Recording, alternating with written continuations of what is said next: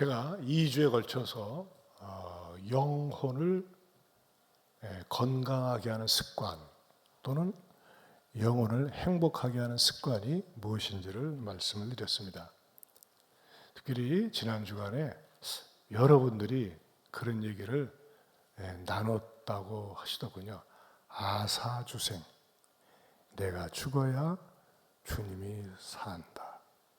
내가 죽지 않기 때문에 우리 가정에, 우리 집안에, 또 우리 모임 가운데서 문제가 있지 않았는가, 그렇게 깨닫고 또 그대로 살고 싶다고 고백하는 얘기를 새가족관을 통해서 이렇게 나누고 많이 들었습니다. 이 설교자의 행복은 어디에 있느냐? 성도들이 하나님의 말씀을 듣고 그냥 듣는 즉시 잊어버리고 듣는 즉시 아무것도 생각나지 않는 것이 아니라 들은 말씀이 생각나고 생각나는 말씀이 자극이 되고 도전이 되고 그 말씀대로 살려고 한다고 이렇게 다짐을 할 때 참 설교자의 보람을 느낍니다.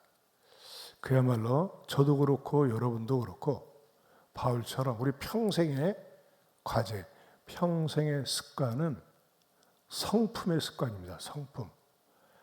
딱 그 인간 성질 더럽네. 그러면 더럽습니다. 근데 성질이 좋아야 돼요. 성질이. 우리는 개성, 죄송한 얘기입니다. 개 같은 성질이 아니라 예성, 예수님의 성품을 닮아가야 됩니다. 그러기 위해서는 아사주생. 다시 한번 따라서 해보실까요? 아사주생. 우리 옆에 분들하고 한 번 더 인사합시다. 제가 아사주생입니다.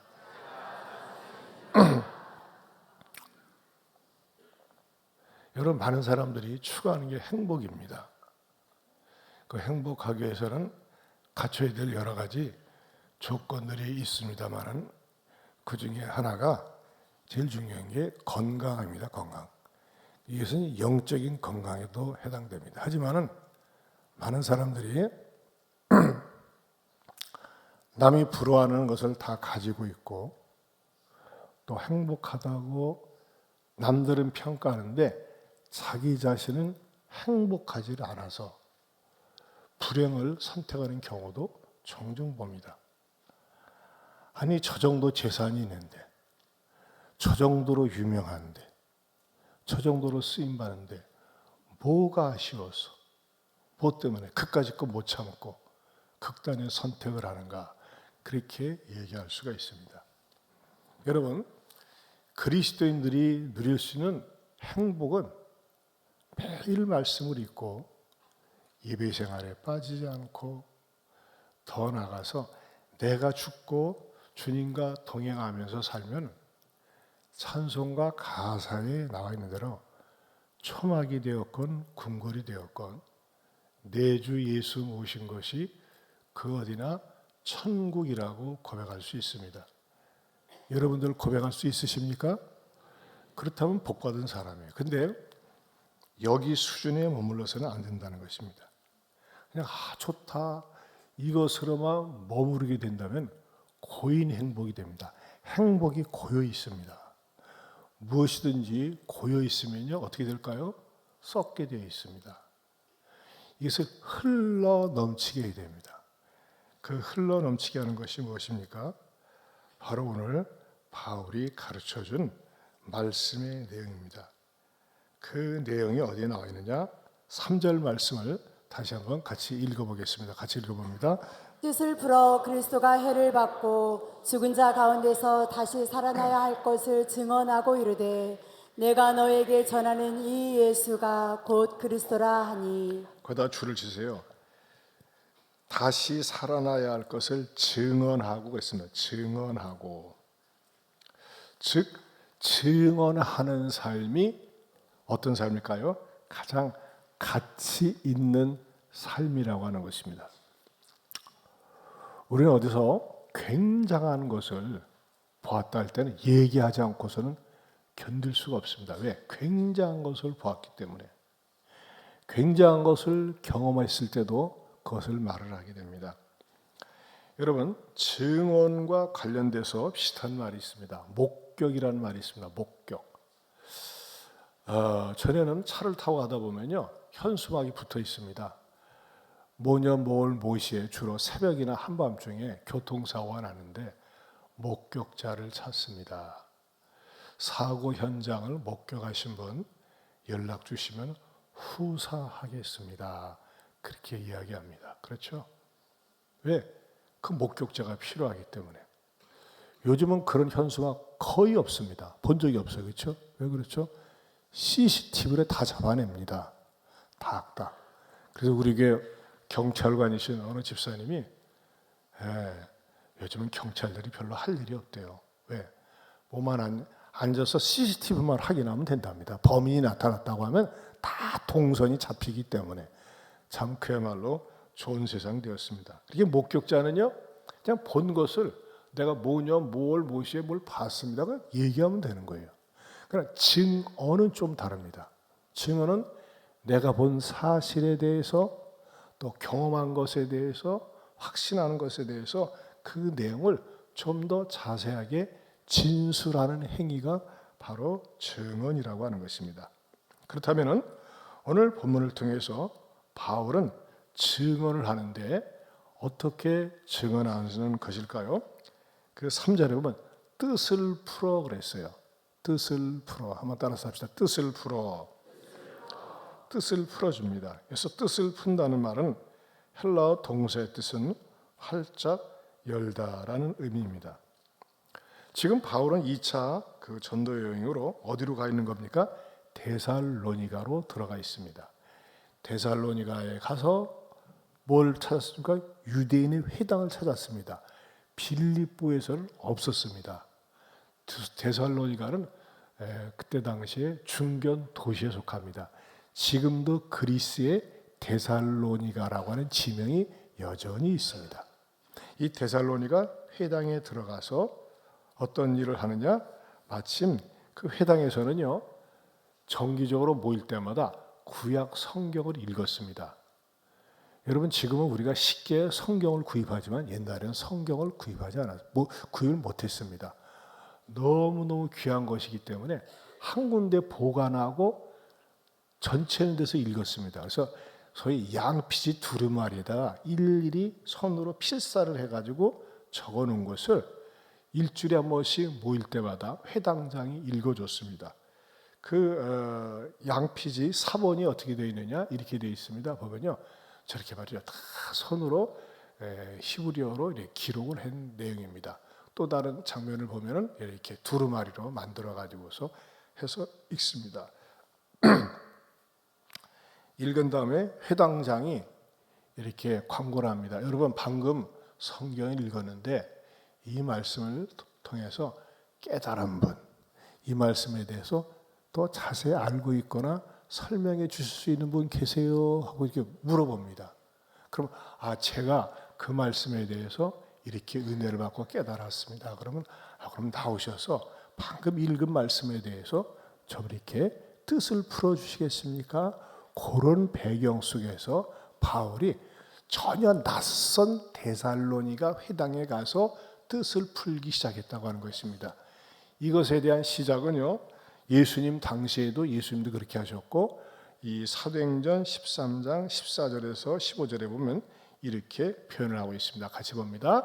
바울 일행은 버가에서 더 나아가 비시디아 안디옥에 이르러 안식일에 회당에 들어가 앉으니라. 율법과 선지자들의 글을 읽은 후에 회장장들이 사람을 보내어 물어 이르되 형제들아, 만일 백성을 권할 말이 있거든 말하라 하니. 네, 바울도 남의 회당이니까 처음에는 아무도 아는 사람이 없으니까 회중석에 이렇게 앉아 있거든요. 근데 이것을 누가 좀 풀어서 설명을 해줬으면 좋겠는데 없으니까 그 회당장들이 일일이 돌아다니면서 누가 좀 할 말 좀 있으면 하세요. 저 못해요. 안 돼요. 대부분 그러죠. 근데 사도 바울은 본인이 말씀에 대한 확신이기 때문에 풀어서 설명을 해준다는 것입니다. 그렇다면 무엇을 풀어서 설명해 주냐 이거예요. 우리가 어떤 내용에 대해서도 이해를 할 때 잘 풀어서 해줘야 됩니다. 여러분 어떤 사람이 소통이 안 됩니까? 일방적으로 얘기한다든지 또는 말을 갖다가 앞뒤 끊고 그냥 탁 던질 때 오해를 할 수가 있어요. 잘 풀어서 주는 것이 굉장히 중요하거든요. 그럼 무엇을 풀어주느냐? 당시에 앉아 있었던 그 데살로니가 회당의 유대인들은 어떤 사람들이냐? 나라를 잃고 쫓겨나서 흩어져 가지고 데살로니가 지역에 살고 있는 흩어진 유대인들이었습니다. 그 유대인들이 회당에 가서 정기적으로 이렇게 예배를 드리고 있었습니다. 근데 이 사람들의 의식 구조 속에 마음 깊은 곳에는 항상 어떤 갈망이 있었어요. 그 뭐냐? 메시아 대망 사상이었습니다. 우리도 한때 이전에는 항상 단골처럼 부르던 노래가 우리의 소원은 뭐다? 통일이었습니다. 요즘은 그 노래 거의 안 부릅니다. 통일될까 봐 오히려 겁이 납니다. 그렇죠? 지금은 그냥 북한 니네들은 니네들 식으로 살고 우리는 우리 식으로 살면 좋겠다. 그런 게 팽배하지 않습니까? 그런데 어쨌든지 간에 이때 당시에 그 유대인들은 메시아가 언제쯤 오나. 왜냐면요. 지금 보세요. 자기 나라를 잃어버리고 뿔뿔이 흩어져서 남의 나라에서 사니까는 메시아라고 하는 메시아는 곧 구원자라는 말이고 구원자는 그리스도라는 말인데 그가 와서 우리 민족을 억압하고 짓누르고 있는 저 로마 제국을 없애버리고 다시 이스라엘에 들어와서 당당하게 살 수 있는 그런 날이 오면 좋겠다. 근데 그 날이 어떻게 옵니까? 메시아가 오면 해결된다고 하는 그런 메시아 대망 사상이 있었다고 하는 것입니다. 그럼 그 메시아라는 건 어떤 인물이냐? 마치 다윗과 같은 사람, 마치 모세와 같은 사람이 등장해가지고 자기네들을 이끌어주면 좋겠다라는 생각을 대부분 가지고 있었다고 하는 것입니다. 그런데 어느 날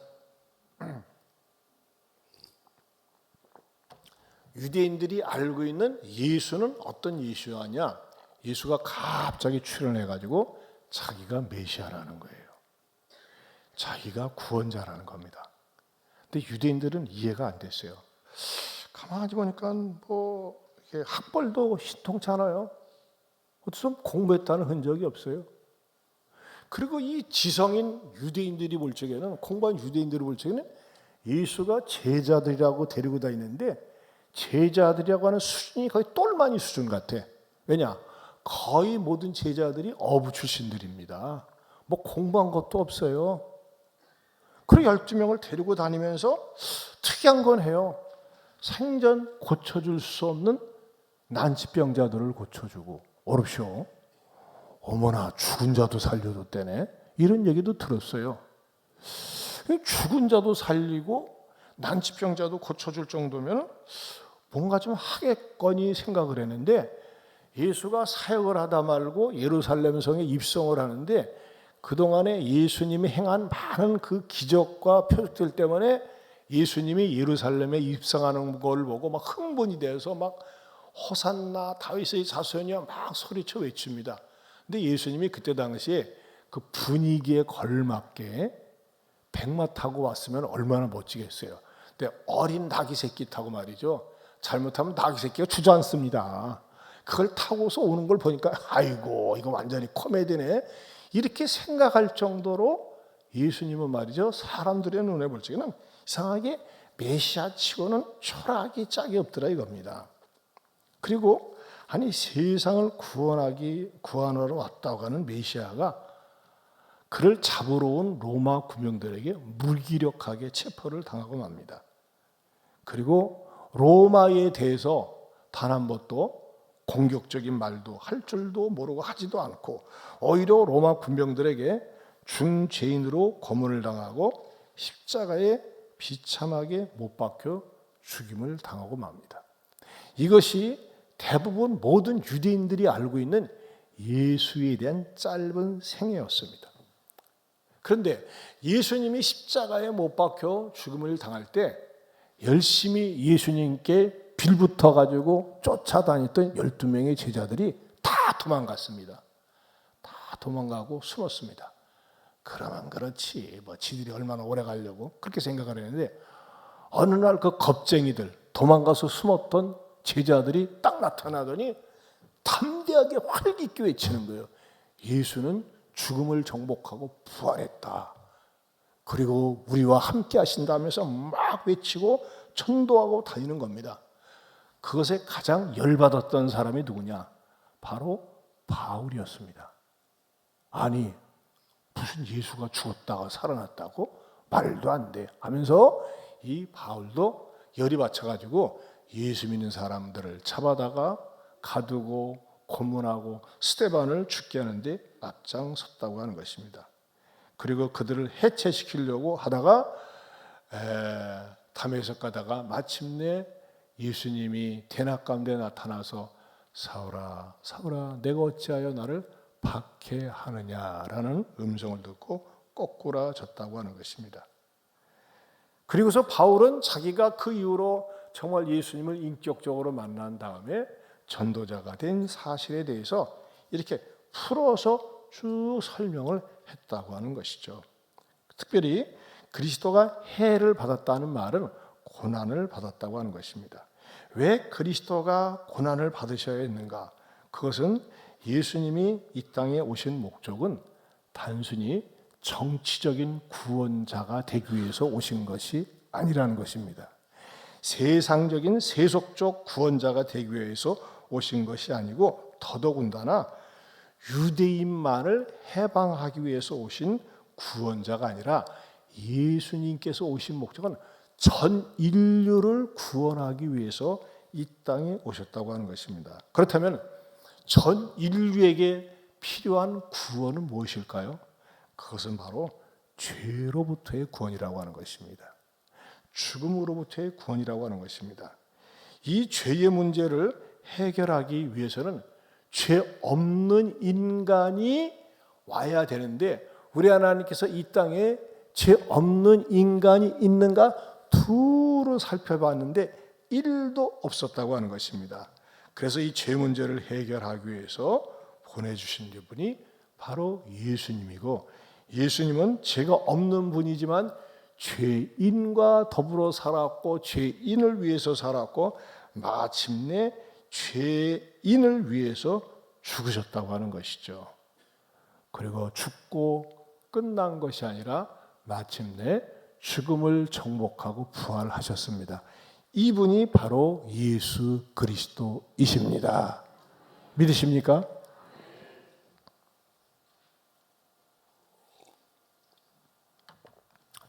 종종 똑똑한 사람들 가운데서 이런 질문을 합니다. 두 번째로 왜 한국인이 자존심 상하게 유대인 출신 예수를 믿어야 하나 이렇게 반문하는 똑똑이들이 있습니다.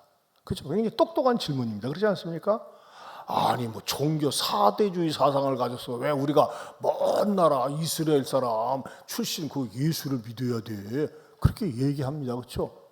그럴 때 여러분 뭐라고 얘기합니까? 아무 소리 말고 그냥 믿으면 돼. 이렇게 하면 뭐라고 합니까? 그냥 무식한 거예요. 그래서 설명을 하세요. 뜻을 풀어줘야 돼, 뜻을. 어? 그럼 여러분 뭐라고 얘기합니까? 여러분 제가 지난 시간에도 말씀드렸습니다만은 김의또 목사님이 건달 시절에 깡패 시절에 시장에 나가다가 서양 선교사님을 만나가지고 미국에서 오신 선교사님 만나가지고 전도지를 줬을 때 전도지에다가 코를 확 풀면서 못된 식으로 내가 서양 귀신, 서양 종교를 믿냐 그랬어요. 그게 많은 사람들이 기독교를 얘기할 적에 기독교는 서양 종교다라고 하는 선입관을 가지고 있습니다. 그럼 왜 서양 종교라는 말이 붙게 되느냐? 여러분 지금 바울이 예루살렘을 출발해가지고 쭉 유럽으로 건너가서 투르키로 해서 그리스로 가서 나중에는 영국으로 해서 또 영국에서 미국으로 가서 미국에서 복음의 뿌리가 내린 다음에 미국에서 선교사들이 와서 복음을 전했기 때문에 서양 종교라고 얘기하는 것이지 기독교는 서양 종교가 아닙니다. 엄밀한 의미에서는요. 예수님은 서양 종교의 교주가 아니에요. 예수님은요. 인종적으로는 서남아시아 출신입니다. 우리는 동남아시아 그러잖아요. 예수님은 서남아시아 출신이에요. 그러면요, 제가 하나 물어보고 싶어요. 똑똑한 당신에게 물어보고 싶어요. 많은 한국 사람들이 불교를 믿는데 불교의 교주인 석가모니는 어느 나라 출신입니까? 네팔 출신입니다. 인도가 아닙니다. 네팔 남부의 국경 지역에서 태어났습니다. 그리고 승려들이 늘 입버릇처럼 하는 말이 한국말입니까? 한국말 아니에요. 나미아미타불 관세음보살 이렇게 하는 거가요. 그 인도의 고대 언어를 갖다가 고대 언어의 산스크리트어입니다. 그러니까 그 한국말이 하나도 없어요. 그리고 또 유교를 믿는 공자도 어디예요? 어떻게 중국 사람 출신이에요. 그럼 이렇게 돼. 믿을 거 아무것도 없네. 뭐 전부 다 중국 출신, 뭐 네팔 출신, 이스라엘 출신, 뭐 한국 출신 교주 없나? 네, 한국 교주들이 많습니다. 거의 한 40명 됩니다. 자칭 메시아라고 하는 사람들이 대한민국에 40명 됩니다. 전 세계에서 가장 많습니다. 그런데 이것들은 전부 다 이단이고 사입이라고 하죠. 아니 그러면 한국 출신 있잖아, 단군. 여러분, 단군은요 설화입니다. 단군은요 픽션입니다. 픽션. 그건 꾸며낸 얘기예요. 누가요? 중일련이 삼국유사에서 그냥 그 고려 말에 만들어 놓은 일종의 소설이에요, 소설. 근데 소설인데 그걸 갖다가 그대로 믿고 따르는 사람이 있어요. 무당들이 이렇게 무당들이 단군 좋아합니다. 여러분 뭐 곰하고 뭐 호랑이하고 뭐 어쩌고 뭐 저기 뭐죠 마늘 먹고 어쩌고 그거는요 비이성적이고 비합리적입니다. 그렇다고 초월적 일단은 생구라예요. 거짓말이에요. 그냥 전에 내려오는 전설 따라 삼천리에 속하는 이야기지 그것은 팩트가 아니고 사실도 아니고 꾸며낸 얘기라는 겁니다. 고증도 없습니다. 그냥 만들어내는 거예요. 상상 속에서 만들어낸 얘기니까. 그러나 예수 그리스도에 대한 얘기는 어떻습니까? 역사적인 사실이에요. 역사의 기반을 두고 있습니다.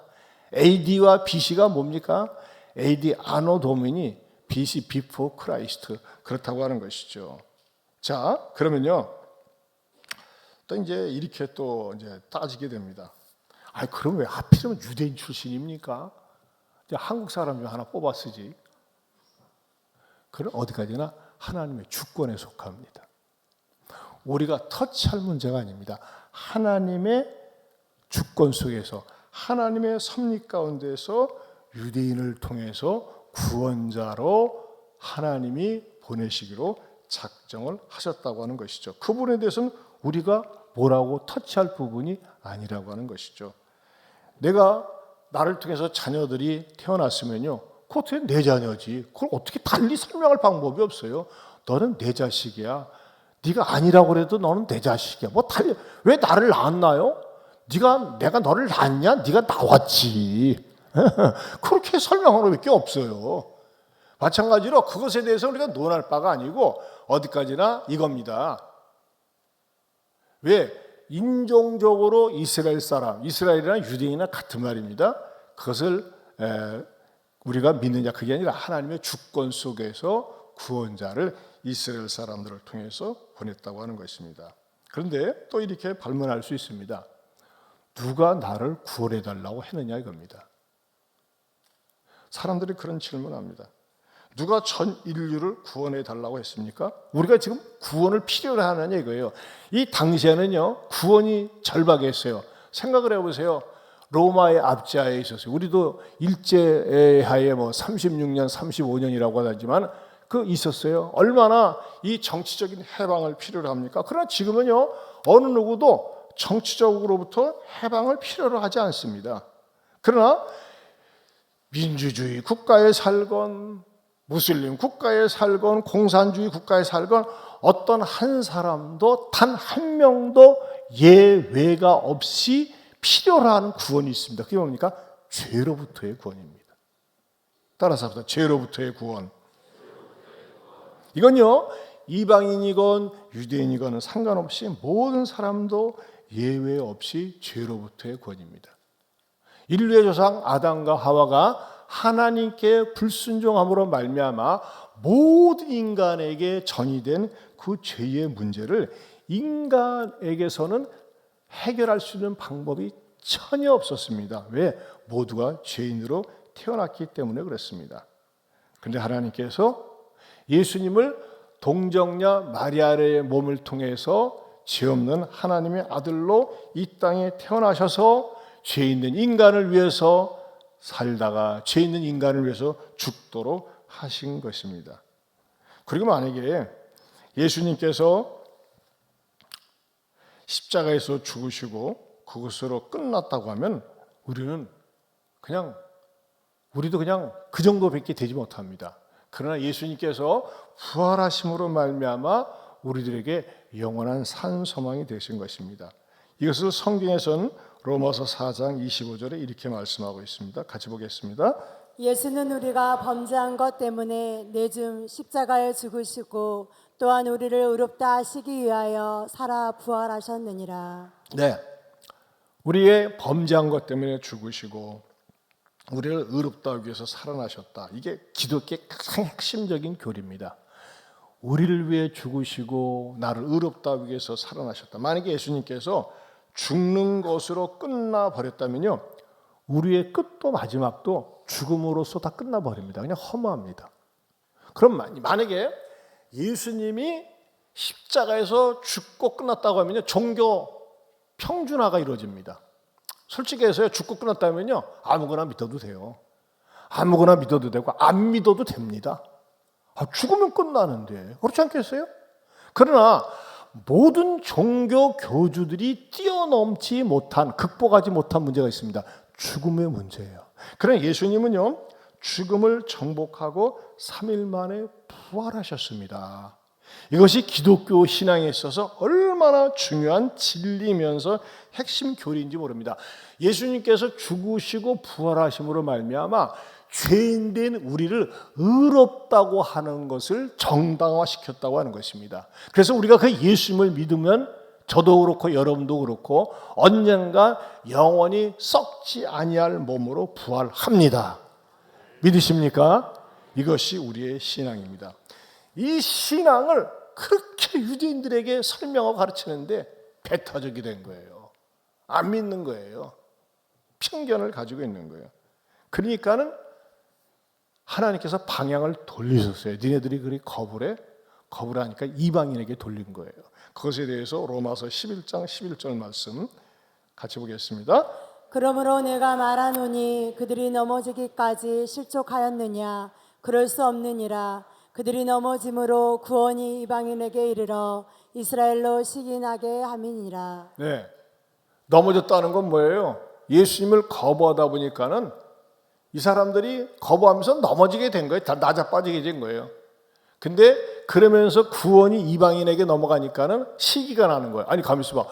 원래 우리를 구원하러 예수를 보내줬다고 하는데 구원이 이방인에게 넘어갔네. 대한민국에 넘어갔네. 그럼 우리는 뭐야? 우리는 지옥 가는 거 아니야? 그런 시기심 때문에라도 다시 주님께로 돌아오는 역사가 현재 이스라엘에서 일어나고 있습니다. 현재 일어나고 있어요. 여러분, 이것은 참 복음의 놀라운 신비입니다. 분명한 거 하나는요, 분명히 짚고 넘어갈 것은 뭐냐면요, 우리는요 유대인 출신의 예수를 믿는 것이 아니라는 겁니다. 외세 종교의 교주를 믿는 것이 아니라는 것입니다. 예수라고 하는 분은 유대인 출신이지만은, 민족적으로 유대인 출신이고 유대인의 문화를 입었지만은, 예수님은요 모든 민족, 모든 인류의 구원자가 되시는 겁니다. 그래서 여러분, 한 번도 우린 전도를 하면서 저도 메시지를 자, 유대인 출신 예수를 믿으세요, 유대인 예수를 믿으세요 그러지 않잖아요. 주 예수를 믿으라지. 또 거기다 앞에 붙인다면 나사렛 예수 그리스도 이름, 나사렛이라고 하는 것은 예수님이 자라난 고향을 얘기하는 것이고 그 지역명을 얘기하지, 예수님이 어떤 민족성을 강조한 적은 단 한 번도 없습니다. 단순히 민족이라고 하는 것은 하나님께서 도구로 쓰시기 위해서 유대인을 사용하셨다고 하는 것입니다. 그런 의미에서 저와 여러분도 우리가 믿는 예수님은 모든 종족, 모든 민족, 모든 세대를 초월해서 믿어야 할 영원한 구원자가 되십니다. 믿으십니까? 저는 설교를 준비하면서 이 설교를 제가 지난주 오후에 4시에 이집트 갔다가 어제 저녁 10시 반에 왔기 때문에 준비할 시간이 전혀 없어서 2주 전에 사실 준비를 했습니다. 2주 전에 준비를 하면서 그 예수님의 사랑이 어떤 부분일까, 우리가 현장감 있게 닿을 수 있는 부분이 뭘까 준비를 하다가 예수님의 사랑은 엿장수와 같다. 그래서 세 번째로 엿장수 같은 예수님의 사랑을 증언해야 된다라고 마지막으로 준비를 했습니다. 한번 따라서 해보실까요? 시작. 같은 예수님의 사랑을 증언해야 한다. 여러분, 인간이라는 존재는요, 죄공장입니다. 끊임없이 죄악된 생각이 흘러나오고 죄악된 마음을 품고 사는 것이 인간입니다. 그런데 우리가 예수님의 십자가의 죽으심과 부활을 믿음으로 말미암아 죄인은 죄인인데 축복받은 죄인이 된다고 하는 것입니다. 여러분, 예수님을 믿는 것이 얼마나 좋은지, 여러분 엿장수를 생각할 때마다 이것이 여러분들이 떠올랐으면 좋겠어요. 엿장수 아시나 모르겠네. 30대 이전은 잘 모를 거예요. 30대 이후에는 엿장수를 압니다. 엿장수는 리어카를 끌고 다니면서 그 맨 위에 판에다가 밀가루 넣고 엿가락을 길게 늘어놓은 다음에 이거 뭡니까? 이거 가위를 갖다가 큰 갈기 잘가닥 하면서 엿사셔 엿사 잘가 자, 집안에 있는 거머리나 책이나 쓰지 않는 것들 다 가져오세요 하고 그러면요, 아이들이 집안으로 막 쫓아갑니다. 그때 당시에는 군것질할 게 별로 없었어요. 먹을 게 없었어요. 그렇죠? 뭐 지금은 뭐 상자가 얼마든지 있지만은, 그러면 아이들이 집안에 들어가 가지고 말이죠, 이 엿장수 아저씨가 빨리 갈까 봐 빨리 헌책이나 떨어진 고무신이나 빈병, 헌책, 찌그러진 양재기, 심지어는요 어머니가 긴 머리카락 잔뜩 빗어 가지고서 말이죠, 또 옛날 어머니들은 머리카락을 잔뜩 빗고 나오면 긴 머리카락을 또 모아놨어. 그럼 그걸 갖다가 훔쳐가지고 갔다가 머리카락하고 엿하고 바꿔 먹고 그랬어요. 안 그랬습니까? 예, 그랬어요. 자, 저는 이 엿장수가 가져오는 그 고물들, 저분들이 가져오는 것들은 새 것을 가져오지 않습니다. 쓰지 않은 낡은 것들, 고물들을 가져와요. 근데 여러분, 예수님 앞에 나올 때 무엇을 가지고 나옵니까? 무거운 잿보따리, 내 인생의 고민, 한숨, 상처받은 거, 속상한 거, 기분 나쁜 거, 그런 것을 주님께 가져옵니다. 여러분, 사람이 사람을 만나서 내 기분 나쁜 얘기 좀 들어봐서 그래서 화나는 얘기 와 들으면요, 그런 얘기 하지 말라고 그래요. 스트레스 받으니까. 근데 예수님한테는 나와가지고 내 죄 지은 거, 인생의 고민, 한숨, 눈물 이런 걸 다 털어내면요, 우리 주님께서 털어놓는 것에 비례해서 평안과 기쁨과 감사와 감격과 깨달음을 주신다는 것입니다. 그러고 우리 예수님은 뭐예요? 행복한 엿장수예요. 여러분, 우리 예수님께 내 인생의 무거운 짐을, 고민을, 괴로움을 다 한번 아뢰보세요. 눈물을 흘리면서 아뢰보세요. 그러면요, 사람 앞에 흘리는 눈물은 창피하고 자존심 상하지만 주님 앞에서 눈물을 흘릴 때는요, 주님께서는요 나를 쓰다듬으시고 나를 어루만지시고 나에게 평안과 회복과 능력을 주신다는 겁니다. 그러기 위해서 예수님은요, 진정한 행복한 엿장수가 될 수 있다는 것입니다. 여러분, 우리가 교회 다니면서 겉으로는 멀쩡하지만 내면은 폐품 쓰레기 모아놓은 것처럼 우리의 마음이 어수선할 때가 많이 있습니다. 그러나 그것을 주님께 내려놓으면요, 하나님께서 그 사람에게 좋은 것으로, 새 것으로, 평강으로 은혜와 복을 주시는 줄로 믿습니다. 저희 교회에 임병권 성도님이라고 계셨어요. 이분은요, 남성고등학교에서 30년 동안 교직 생활을 하셨습니다. 그리고 그분은 전공인 지구과학을 가르쳤어요. 이 어르신이 뒤늦게서 예수님을 영접하고 우리 교회에서 세례를 받았어요. 세례 사진 잠깐 보여주실까요? 네, 이렇게 머리가 허여신 어르신인데 거의 이분이 뒤늦게서 회개를 하고 간증을 주셨는데 우리 성균 목사님께서 좀 낭독해 주시겠습니다. 저는 30여 년간 교직 생활을 하다가 정년 퇴임하였습니다.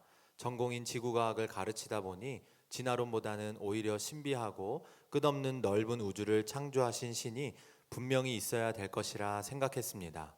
또 우주는 정지 상태로 되어 있는 것이 아니고 지금도 계속 팽창하고 있고 태양계가 포함된 우리 은하계만한 우주가 수없이 많다는 것을 생각하면 우리의 창조자 하나님이 꼭 계시리라 믿고 있었습니다.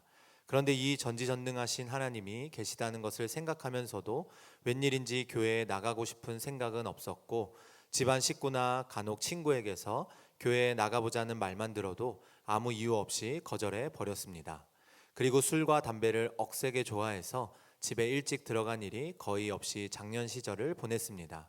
저희 가정은 저희 부부, 딸 넷과 아직 미혼인 아들이 있습니다.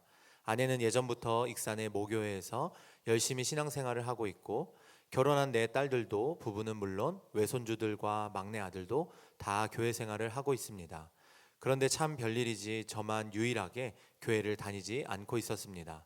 아내는 제발 우리 남편이 악마의 실현에서 벗어나 예수님이 계신 교회에 나가게 해주시고 미운정이 사랑하는 마음으로 변하게 하여 주소서 하고 늘 기도하였는데 어느 날 아내는 이상한 꿈을 꾸었답니다. 남편인 제가 누구로부터 성경책을 선물로 받는 꿈이었습니다. 그래서 아내는 제가 언젠가는 반드시 교회에 나가 신앙생활을 할 것으로 믿고 멀리 있는 딸들이 오면 너희 아빠도 곧 교회에 나가 하나님을 섬기게 될 것이다 라고 예언자처럼 말하는 것을 들었습니다. 그러나 저는 그때마다 코웃음을 치며 전혀 관심을 보이지 않았습니다. 그 후 며칠이 안 되어 뜻밖의 전화가 왔습니다. 전화를 하신 분은 저희 집안으로 서울에서 저의 뒤를 많이 도와주셨던 분으로 바로 지금 예안교회 다니시는 고 임 장로님이었습니다. 통화 중 저의 집 전화번호를 어떻게 알으셨냐고 물으니까 그것도 참 신기한 것이 몇몇 사람이 있는 곳에서 고 임 장로님이 제 이름을 부르면서 익산에서 살고 있는데 하고 혼잣말처럼 하고 있을 때 옆에 있던 이윤로 성도가 누구요? 하고 물으며 임병건 선생님 저하고 삼성 아파트에서 같이 살았고 아주 다정히 지내는 친구입니다 하면서 전화번호를 적어주어서 이렇게 연락했노라고 하셨습니다. 그러시고는 나 지금 예안교회에 다니고 있는데 같이 교회에 나갈 수 없겠느냐고 물어왔습니다. 조금 생각한 후 교회에 나가겠다고 대답하고 2004년 3월에 교회에 등록하였습니다. 지금 생각하면 하나님께서 역사하신 것이지요. 사실 처음에는 모든 것이 새롭고 아무것도 몰랐습니다. 그러나 주일마다 초신자인 저도 알아듣기 쉽고도 유익한 목사님 설교 말씀에 감동과 은혜를 받기 시작했습니다. 그리고 주일 새가족 교육을 받으며 하나님에 대해, 믿음에 대해, 교회에 대해 조금씩 알아가기 시작했고 세례를 받게 되었습니다. 주님께서 저를 얼마나 사랑하시는지 늦은 나이지만 불러주시어 구원받게 하시니 감사할 따름입니다. 지금은 주일이 기다려지고 예배를 드리지 않으면 마음이 불안하기도 합니다. 신앙생활을 하면서 수십 년 동안 그렇게 좋아하던 술과 담배를 얼마 전에 끊게 되었습니다. 이 소식을 듣자 사위들까지 담배를 끊게 되고 온 가족이 믿음으로 하나가 되어 더 한층 행복한 가정이 되었답니다. 아직은 참으로 부족하고 성숙하지 못한 신앙이지만 늘 주일이 기다려집니다. 꼬박꼬박 주일 예배에 참여하는데 예배 드릴 때마다 마음이 평안하고 말씀을 듣는 중에 나 같은 죄인도 하나님을 믿게 되었다는 감격과 감사가 넘쳐 예배 속에서 눈물을 흘리기도 합니다. 이제 남은 여생을 천국을 소망하며 살고자 합니다. 그리고 주변 사람들에게도 예수님을 전하며 살고 싶습니다. 오늘 이렇게 부족한 사람이 세례를 받게 되었음에 먼저는 하나님께 감사드리고 이렇게 좋은 교회로 저를 인도하신 고 임장로님께도 감사드립니다. 그리고 늘 귀한 말씀으로 은혜를 끼쳐주시는 목사님께 감사드립니다. 네, 이제 천국에 우리 임병원 성도님 천국에 가셨는데 사랑하는 성도 여러분, 저도 그렇고 여러분도 그렇고 내 인생에 아무리 짐이 무겁고 힘들다 할지라도 주님 앞에 나오면요, 우리 주님은 나 부담스럽다 그렇게 얘기하지만 하시지 않고 모든 짐을 대신 가져가시고 우리들에게 진정한 자유와 평안과 행복을 주십니다. 그리고 여러분, 우리가 신앙생활하면서 우리가 믿는 예수 그리스도는 단순히 유대인의 해방을 위해서 오신 것이 아니라 모든 인간을, 그 모든 인간 속에서는 저와 여러분을 죄로부터 구원하고 영생을 주시기 위해서 오신 분임을 믿고 사랑하고 자랑하며 살 수 있기를 주님의 이름으로 축원합니다. 하나님 아버지, 감사합니다. 우리 인생에 있어서 예수님을 믿고 아는 것처럼 가장 가치 있고 복된 삶이 없는 줄로 압니다. 이 예수님을 사랑하고 자랑하며 살게 하여 주시옵소서. 예수님 이름으로 기도하옵나이다. 아멘. 우리 다 같이 일어서서 주신 말씀 생각하며 337장 부르겠습니다.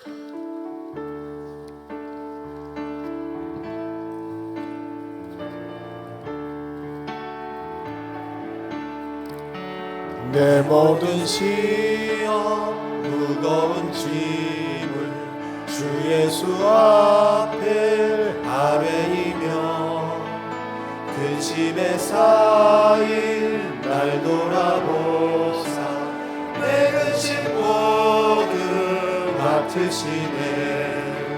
무거운 짐을 나 홀로 지고 견디다 못해 쓰러질 때 불쌍히 여겨 구원의 주님, 은혜의 주님, 오직 예수. 내 모든 괴로움 다치는 환난 주 예수 앞에 아뢰이며 주께서 친히 날 구해주사 넓으신 사랑 베푸시네. 무거운 짐을 나 홀로 지고 견디다 못해 쓰러질 때 불쌍히 여겨 구원의 주님, 은혜의 주님, 오직 예수. 내 짐이 점점 무거워질 때 주 예수 앞에 아뢰이며 주께서 친히 날 구해주사 내 대신 짐을 져주시네. 무거운 짐을 나 홀로 지고 견디다 못해 쓰러질 때 불쌍히 여겨 구원의 주님, 은혜의 주님, 오직 예수. 마음의 시험 무서운 죄를 주 예수 앞에 아뢰이며 예수는 나의 능력이 되사 세상을 이길 힘주시네. 무거운 짐을 나 홀로 지고 견디다 못해 쓰러질 때 불쌍히 여겨 구원의 주님, 은혜의 주님, 오직 예수. 이제는 우리 주 예수 그리스도의 은혜와 하나님 아버지의 변함이 없는 사랑과 성령님의 감화감동 교통하심의 은혜가 이 세상에서 가장 가치 있는 예수님을 믿고 전하는 것, 나도 믿고 전하며 살겠노라고 다짐하는 모든 성도들 위해 영원토록 함께 있을지어다. 아멘.